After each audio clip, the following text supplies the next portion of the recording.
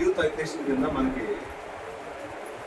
ఈ గౌరవప్రదమైన ఇచ్చిన అవకాశాన్ని మన యూత్ అందరూ కూడా ముందుకు రావాలని చెప్పి, ఎంతోమంది యూత్ నడవాలని చెప్పేసి ఈ సభాముఖ్యంగా నేను కోరుకుంటున్నాను. మీ అందరినీ మనందరం కూడా అన్నానిగా ఉండి మనకు రావాల్సిన బీసీ హక్కుల కోసం మనం పోరాడాలి. మనం మాట్లాడే ప్రతి మాట కూడా చట్టసభల్లో వినబడాలి. మనకు రావాల్సిన హక్కుల్ని మనం సాధించాలి. దానికోసం మనంతగా మనం నిలబడాలి. మనం కూడా అన్నతో పాటు మనం కూడా నడవాలి అనే ఆలోచనతో మేము ముందుకు వచ్చాము. అలాగా ఎంతోమంది ముందుకు రావాలని, మన బీసీ హక్కులు మనం సాధించాలని మీ వీడియో ద్వారా మీ అందరికీ నేను తెలియజేస్తున్నాను.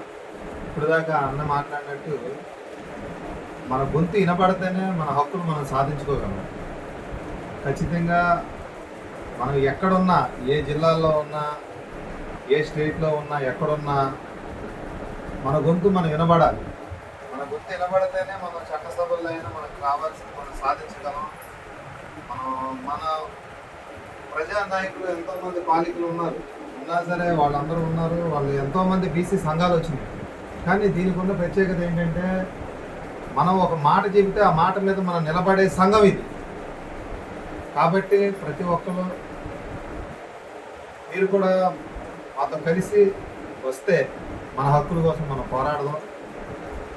పోరాడటమే కాదు, మనం సాధించి ప్రతి ఒక్కరు కూడా మనం ముందుండి నడవాలని చెప్పి అందరినీ కోరుతున్నాను. మరి మన గీతా గారు ఇందాక కొన్ని విషయాలు మాట్లాడారు. అదేవిధంగా అక్కడ మనకి కొన్ని రాయితీలు ఉన్నాయంటే మనకు రావాలి, వాటి కోసం మనం ముందడుగు వేయాలని చెప్పి చాలా గీతా గారు కూడా చాలా ఈ టైం ఎటైనా మన ఇంటి దగ్గర ఎండలో మరి పరిస్థితులు ఉన్నప్పటికీ మన హక్కులు మనం సాధించాలని మరి ఆల్రెడీ మన శిక్షకులు రావడం నాకు చాలా సంతోషకరంగా ఉంది. అలాగే ఎంతోమంది ముందుకు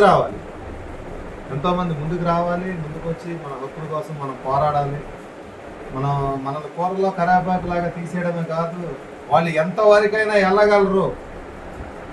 ఆడబిడ్డలు ఇంట్లోనే కాదు ఉండేది, బయటకు వస్తే ఏదైనా చేయగలరు, నిలబడగలరు, పోరాడగలరు అని మరి మన ఆడబిడ్డలు కూడా నిరూపిస్తున్నారు. మరి చాలా సంతోషం ఉంది. అలాగే మీరందరూ కూడా మరి ముందుండాలి, మన హక్కు మనం సాధించాలని కోరుతున్నాను.